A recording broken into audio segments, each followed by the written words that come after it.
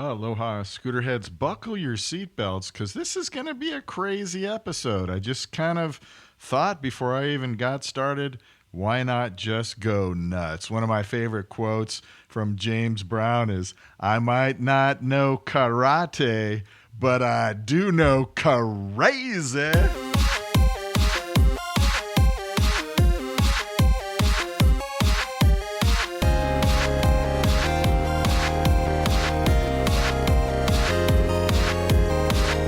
That's right, Scooterheads. In addition to talking about some pretty off-the-wall stuff that pertains to the world of scooting, we're going to have a little fun with audio, and I'm not going to worry about keeping the content in a specific order. Just letting it all hang out, you know what I'm saying? Where did I pick that up? You know what I'm saying? I have a friend who always says, do you know what I mean? At the end of every sentence. It's like a verbal punctuation. But if you hear, you know what I'm saying? You know what I'm saying? It's almost one word. You know what I'm saying? You know what I'm saying? It almost sounds like, do you know I am insane? You know what I'm saying? You know what I'm saying? Do you know I'm insane? I don't think that's what the kids are saying, though.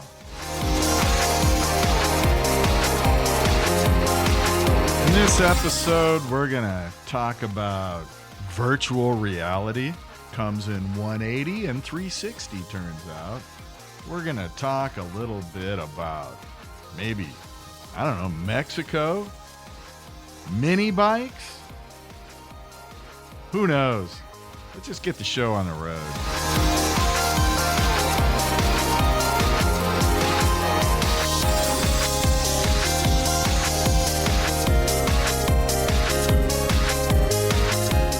You know, I sometimes talk about podcasting statistics, not often, but if I see an anomaly or something interesting, you know, I'll go ahead and mention it because why not? I don't want to sound like I'm bragging or anything. Maybe it just reinforces the fact that you scooter heads who are listening ain't no dummies. You're on to something by listening to the Electric Scooter Podcast.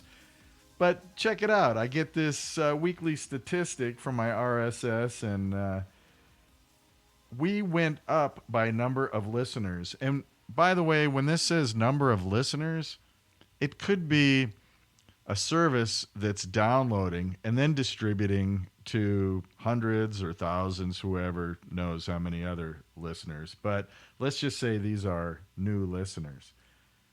Saudi Arabia. 30 new listeners. Yeah, how about that? That's pretty cool. So I don't know a whole lot about Saudi Arabia. I know people that have been there to work, and wow, you can really make some nice money in Saudi Arabia. And nobody had any complaints. They felt safe. It was clean. There were amenities. The people were great. The food was great. And I can also say that once in Washington, D.C., Saudi Arabia put on a big festival, and I attended that. And I can say the same thing. The food was awesome. The people were absolutely fantastic. So that got me a little curious. This is 30 new people. It doesn't mean 30 total listeners in the country of Saudi Arabia. 30 new ones. Supposedly, according to statistics, which... you know, you can make them mean anything you want. From the city of Jeddah, the TGA, or the Transport General Authority, has offered electric scooters as a new transportation service for pilgrims during this year's Hajj season. The new service aims at improving pilgrims' experience, facilitating their movements while performing their rituals. How cool is that? And reducing the duration of their trips from Mount Arafat to Muzdalifa. A journey by electric scooter saves 15 minutes for a distance that previously required walking for about an hour. These are along specific paths that are designated for scooters and for maintaining safety. So they're not going to be just weaving it in and out of all the pilgrims. If you've ever seen videos, it's pretty amazing how many people are packed pretty close together. The service has helped enrich the experience for many pilgrims. The TGA established a special team to raise awareness about using the scooters. Oh, that's cool. And the authority will work on developing and improving the service for future Hodge Seasons. That is so awesome. You got to love that. Come on. Scooters, electric scooters are spreading throughout the world. They're making things easier for people. They are reducing pollution. And the best thing is you're getting more smiles per gallon. So, yeah, props to Saudi Arabia, man.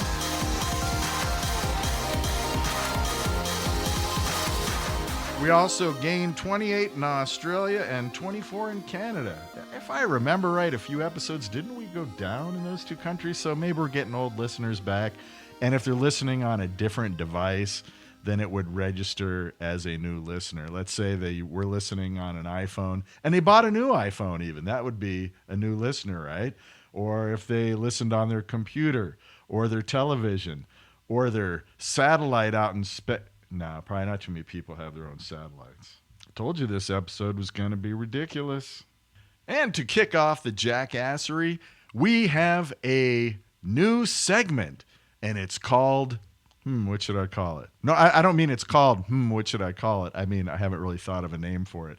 But it's the segment where Dagwood recommends YouTube videos for you to watch, because there's so many out there. Come on, you don't have time for that, but guess what? I do. So I'm only going to recommend to you the good ones, the interesting ones. There's going to be a point. There's going to be a reason behind watching them.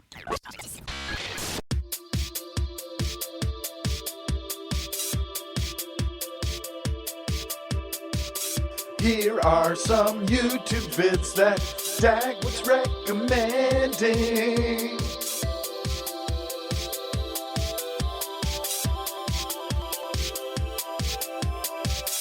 These are YouTube videos that Dagwood's recommending. You should watch them. You should watch them. Watch them now.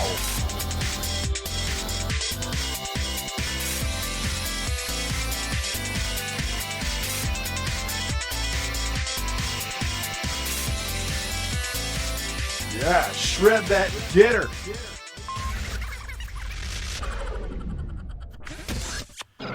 If you are one of the 12 people who subscribe to the Dagwood Streets YouTube channel, you may know that I did an off-road scooter video where I bit it really hard. Fortunately, I was wearing my showy RF1200, I think the model is, helmet, and I was still seeing stars. That thing that you see in cartoons where the stars around the head after someone gets boinked on the melon, that's real.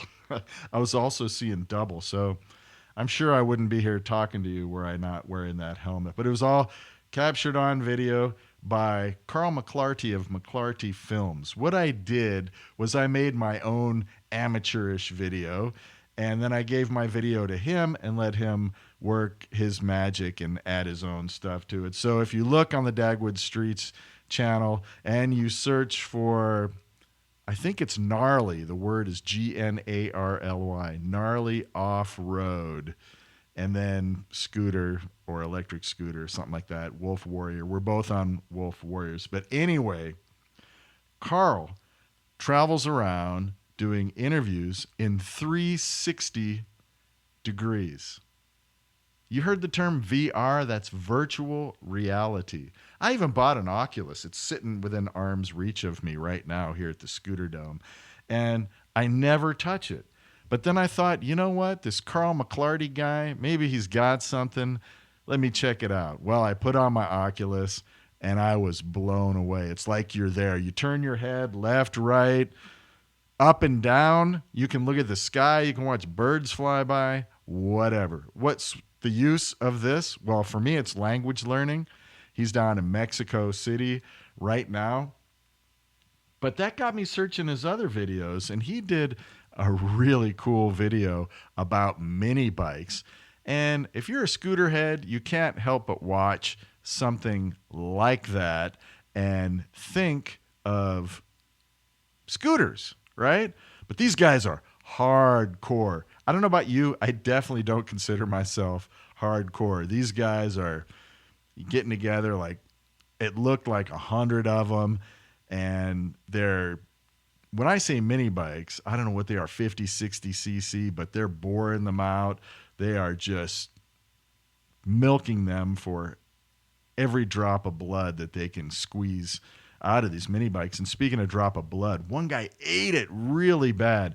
And I think it's worthwhile to listen to the conversation in the context of electric scooters, because he describes how he got into the accident, apparently with another mini bike rider, and he got burned, third-degree burns from the tailpipe. So that's one thing we don't have to worry about, right? We don't have tailpipes. Unless you run into somebody with a tailpipe, you're probably okay. But this guy is hardcore. He's standing there, blood dripping from him. And if you're in 360, let me give you a tip.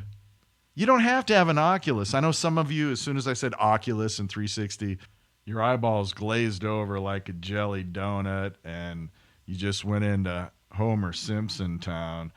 But let me tell you, if you have a phone, you probably have a smartphone, right?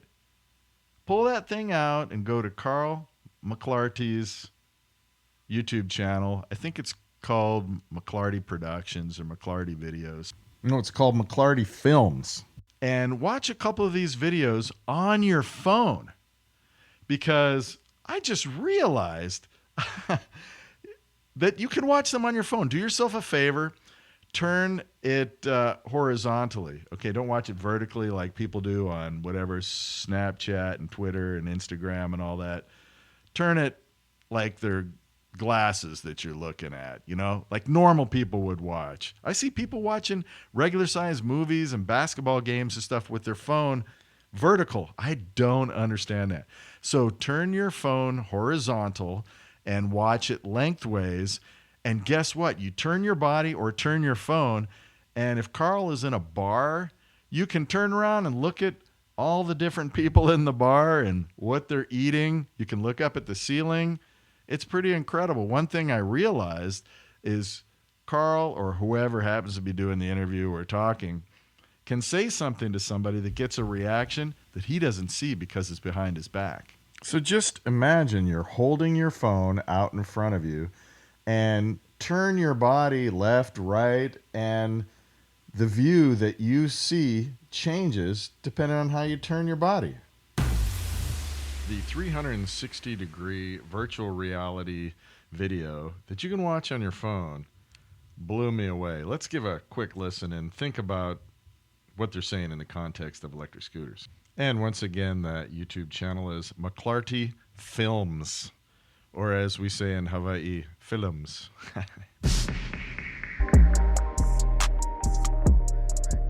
All right. Excuse me, sir. Can you step about 2 feet away? Yeah, that's good.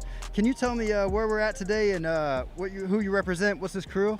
Well, we downtown LA, you know, First Pool Mini Bikes, and my whole mini bike community. We came out here today, holding it down. Our first annual Go Mini Bike Day. You know what I mean? Letting the world know that we ride mini bikes. Some people ride bicycles and jog, but we ride the mini bikes. You know what I mean?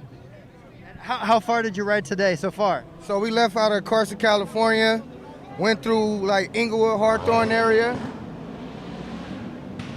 It's a two-wheel Sunday out here in LA, and we made it up here to downtown LA from Carson, California.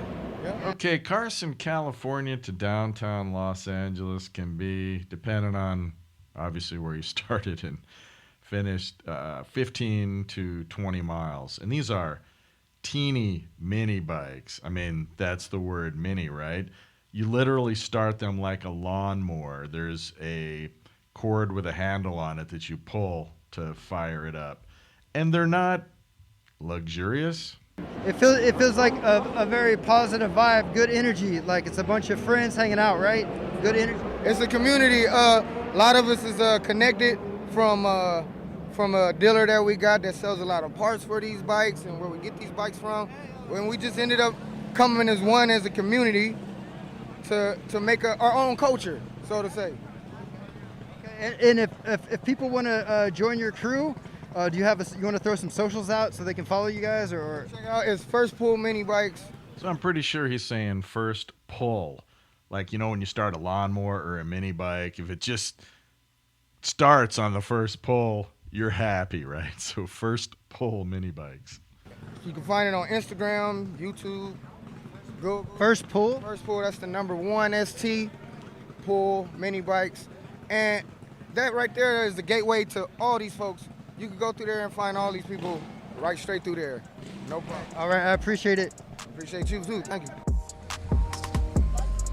That's a pretty cool name for a mini bike club, First Pull. I saw a bunch of guys wearing shirts also that said Behind Bars, and I thought that was also a great name because handlebars, the logo was handlebars with fists holding on to the ends, and it said Behind Bars. You know how earlier I was talking about transpose when he says mini bikes with scooters? Well, I told you this is kind of a crazy episode, so I thought I would actually do that. And I'm going to use the words of Paul Somerville of the Electric Scooter Guide when he says scooters to replace the gentleman that was interviewed earlier talking about mini bikes. And it came out sounding like this. Well, we downtown LA, First Pull electric scooters. and my whole mini bike community, we came out here today holding it down. Our first annual Go Electric scooters. Day, you know what I mean? Letting the world know that we ride Electric scooters. All right, so hilarity did not ensue. I just thought I'd play around with the audio and see how that would sound mixing in the effortlessly polished voice of the consummate professional announcer Paul Somerville with a street interview. Let's move on, okay? Let's not dwell on it. Continuing, however, with the parallel of mini bikes and electric scooters, you can get into some radical accidents on an electric scooter. I myself don't ride in big groups. I know folks do that, and it's a lot of fun, and it's good to get together and share community. But here is a guy Carl is interviewing who got into a wicked accident. And that's why I encourage you, or maybe dissuade you from watching the 360 video. Actually, 360, you can turn away if you don't like blood. This guy scabbed up his arm, something awful, and he actually face planted, and he's got blood on his chin, but he's holding a bandage on it, so it's not so bad. But what I found interesting was he was just so casual and stoic about the whole affair. But there is a lesson to be learned. He was in a group of riders, and they were right on the edge of where the light is turning red. So he turned around, I guess, to see if people were going to follow him through the light or whether he should stop. But he went through the light, and while his head was turned looking behind him, someone ahead of him swerved into his lane, and they had a bad accident. Man, are you all right? Yeah, I'm cool. Just a little road burn. Can you throw your fists up so the camera can see? Does that hurt? It sting a little bit. You got alcohol or something? Disinfectant wipes and water. It's gonna get her done. I'm gonna go to a CVS right now before we take off. Okay. Give me some gauze and whatnot. Bandage. How did you wipe out? Wheeling? Nah, so sometimes when the light turns red, the group break apart.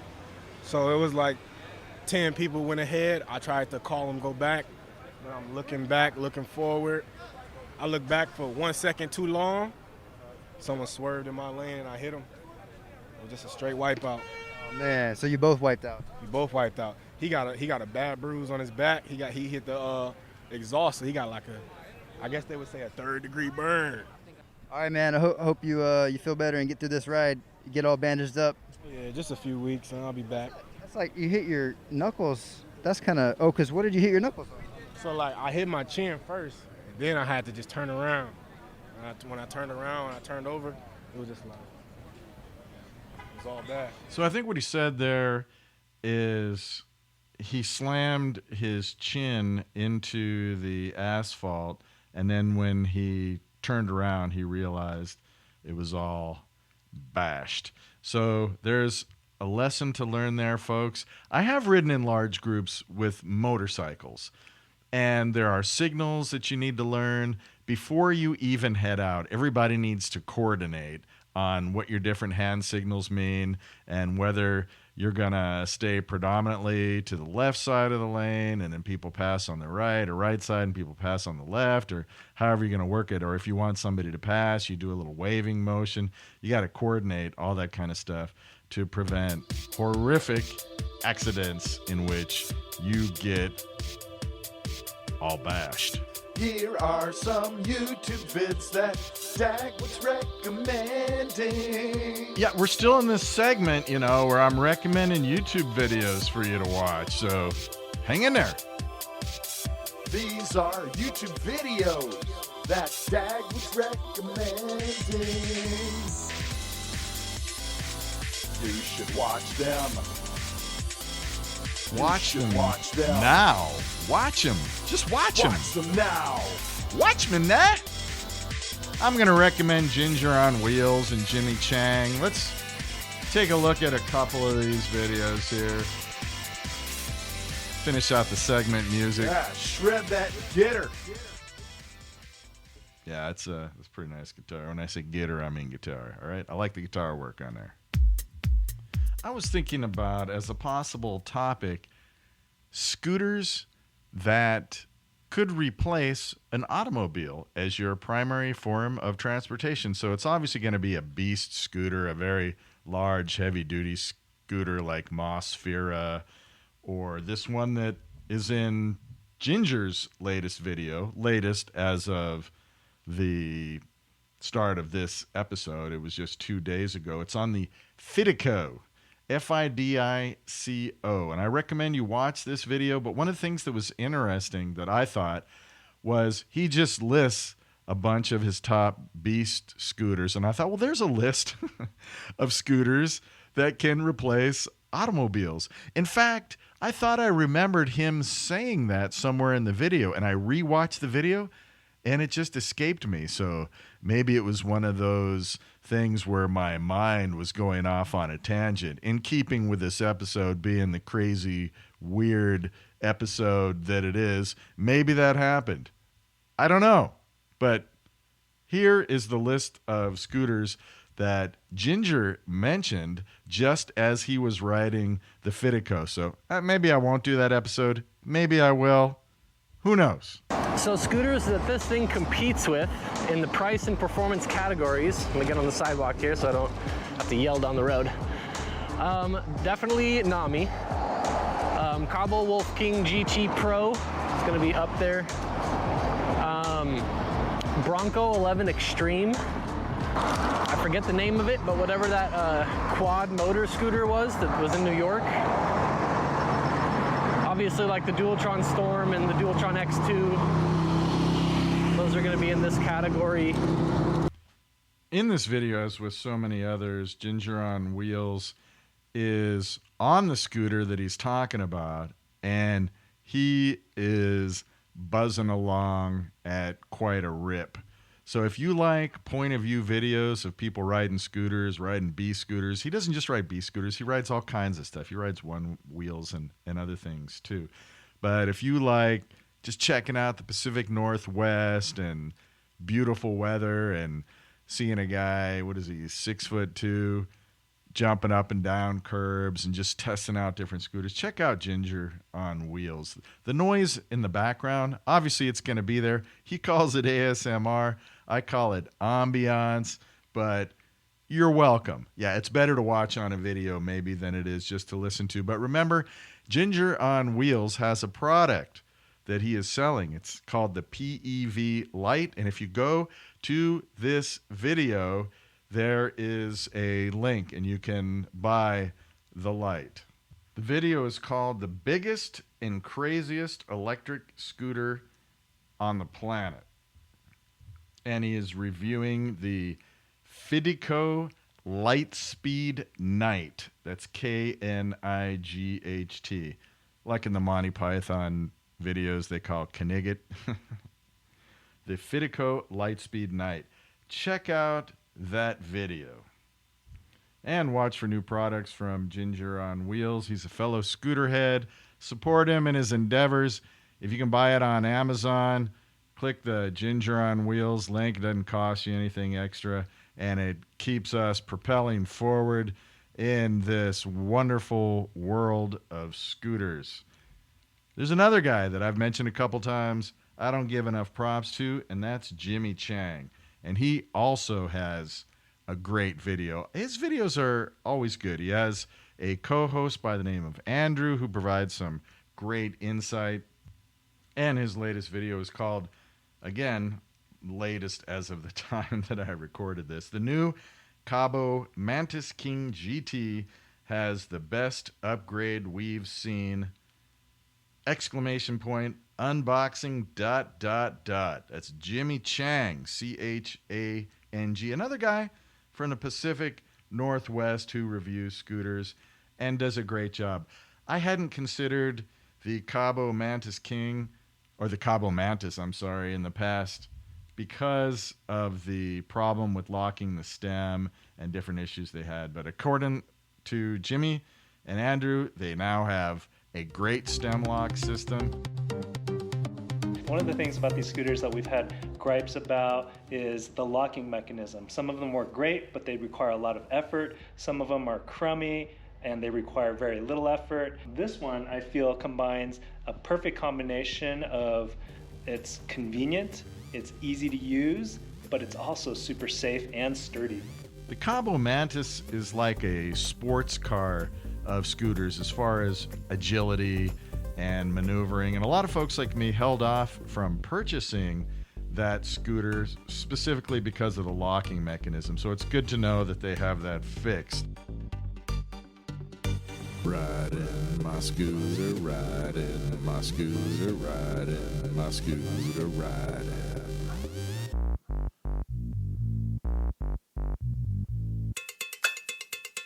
Feeling it.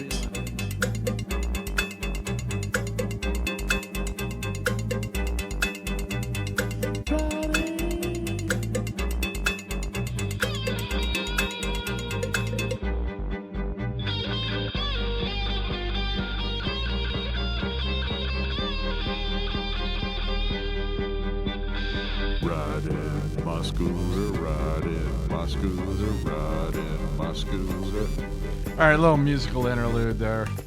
Let's finish up the summary on the new Mantis and end the show. We're coming up on 28 minutes here, so here's Jimmy Chang and Andrew giving their final opinions on that scooter.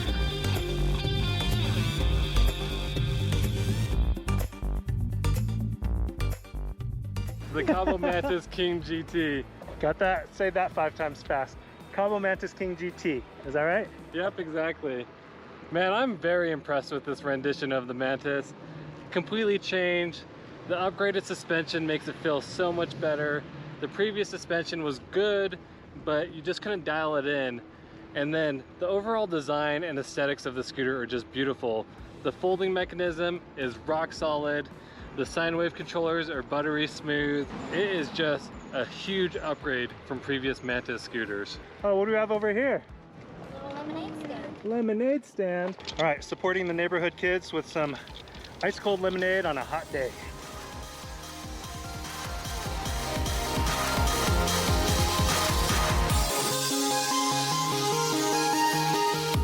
Well, scooter heads, how was that? Did it live up to the hype of being a strange episode? Maybe not.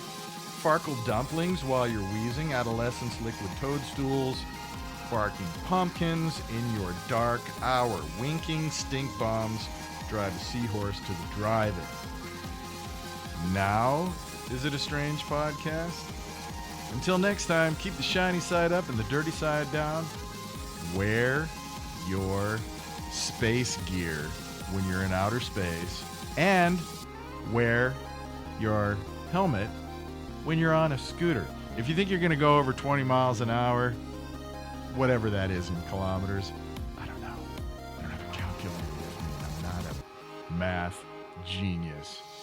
Okay? I'm not a rocket scientist, calculator, engineer guy. I'm just an unfrozen caveman scooter head. But as a general rule of thumb, if you're going to go over 20 miles an hour, Make mine a full face, will ya? Actually, it's good to wear a full face no matter what speed, but I'm saying if you're going over 20 miles per hour, be sure to wear a full face. Take a lesson from the guy who smashed his chin up. Just wear your safety gear.